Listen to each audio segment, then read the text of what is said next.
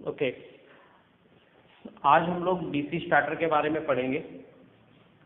Generally आज हम दो स्टार्टर के बारे में देखेंगे, 3 पॉइंट स्टार्टर और 4 पॉइंट स्टार्टर। तो एक डीसी मशीन के अंदर यानी डीसी मोटर के अंदर स्टार्टर की जरूरत क्यों पड़ती है?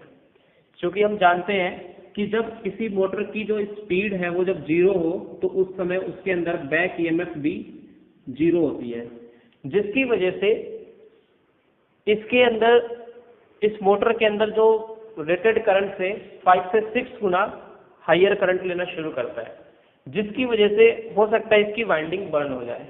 तो इस चीज से बचने के लिए हमें स्टार्टर की जरूरत होती है। बेसिकली हमने यहाँ पर एक शंट मोटर को 3 पॉइंट स्टार्टर के साथ जोड़ा हुआ है। इसमें 3 पॉइंट होते हैं, एल, जेड और ए। डीसी सप्लाई के पॉजिटिव सिरे को एल पॉइंट से और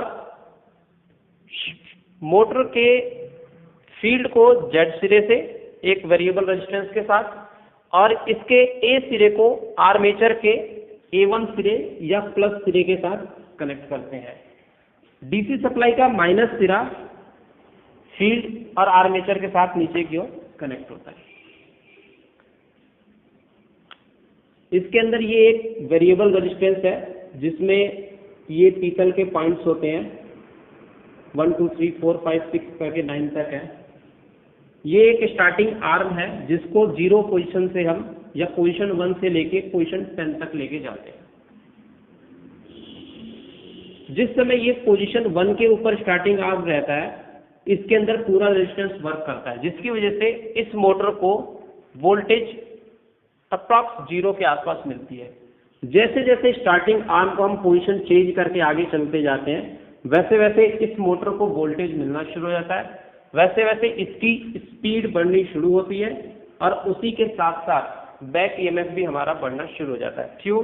क्योंकि एन डायरेक्टली प्रोपोर्शनल होता है ईबी के, यानी बैक ईएमएफ के। जब मोटर अपनी फुल आरपीएम पे पहुंच जाती है तो उस समय इसके अंदर बैक ईएमएफ भी फुल जनरेट हो जाती है, जिसकी वजह से मोटर अपना नॉर्मल करंट लेना शुरू कर देता है।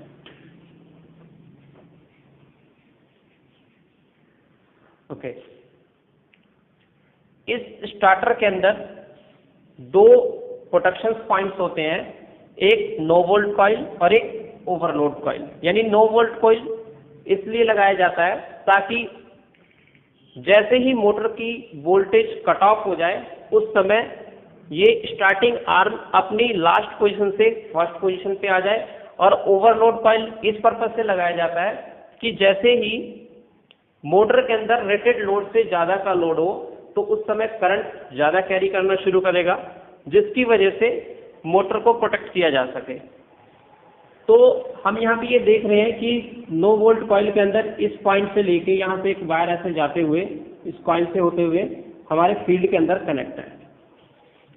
जब हम इसको यहाँ पे कनेक्ट करते हैं तो इसके अंदर से सप्लाई होके आना शुरू हो जाता है और इसके अंदर एक मैग्नेटिक फील्ड बन जाता है। जब ये स्टार्टिंग आर्म हमारा इस पोजीशन पे आ जाता है तो ये सॉफ्ट आयरन पीस इसके थ्रू अट्रैक्ट कर लिया जाता है और यह तब तक अट्रैक्ट यहाँ पे रहता है जब तक कि इसकी वोल्टेज जीरो ना हो जाए या सप्लाई कट ऑफ ना हो जाए। जब कभी मोटर के अंदर रेटेड लोड से ज्यादा का लोड होता है तो यहाँ पर भी एक मैग्नेटिक फील्ड बनता है और इस मैग्नेटिक फील्ड के बनने की वजह से ये प्लंजर ऊपर की तरफ जाके इन दोनों पॉइंट को आपस में शॉर्ट कर देता है, जिसकी वजह से यहाँ की सप्लाई कट ऑफ हो जाती है और फिर से यहाँ पर मैग्नेटिक फील्ड खत्म हो जाता है और जिसकी वजह से ये स्टार्टिंग आर्म अपनी नॉर्मल पोजीशन पे आ जाता है। इसके अंदर अगर हम देखें तो generally V upon RA plus RS होता है। यानी RS क्या है? Starting resistance, RA armature resistance. Armature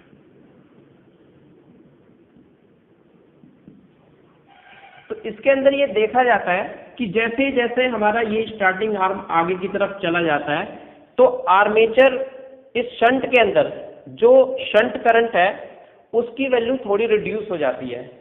क्यों? क्योंकि ये जैसे जैसे आगे की तरफ चलता जाएगा इसके अंदर जो वैल्यू होगी इधर से जितना रेजिस्टेंस, फॉर एग्जांपल अगर हम बात करें कि इस पोजीशन पे हमारा स्टार्टिंग आर्म है, तो उसके अंदर फील्ड के अंदर जो करंट फ्लो होगी वो इससे होते हुए आएगा।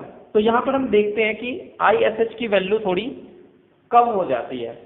तो इस कमी को दूर करने के लिए थोड़ा सा इस स्टार्टर के अंदर हम मॉडिफिकेशन करते हैं, और वो मॉडिफिकेशन क्या किया जाता है,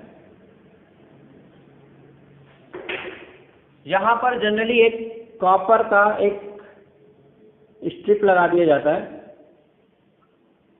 और ये जो कनेक्शन है ये कनेक्शन कट ऑफ हो जाता है। यानी ये कनेक्शन जो यहां से आ रहा था, अब ये कनेक्शन यहां से होके जाता है। अब ये जैसे ही हमारा पोजीशन 1 पे स्टार्टिंग आर्म आता है, तो इसके आने के बाद इस जो ये पीतल का हमारा स्ट्रिप है इसके साथ कनेक्ट हो जाता है, और इसके कनेक्ट होते यहाँ से सप्लाई होके इस फील्ड से होते हुए हमारे फील्ड को मिलना शुरू हो जाता है।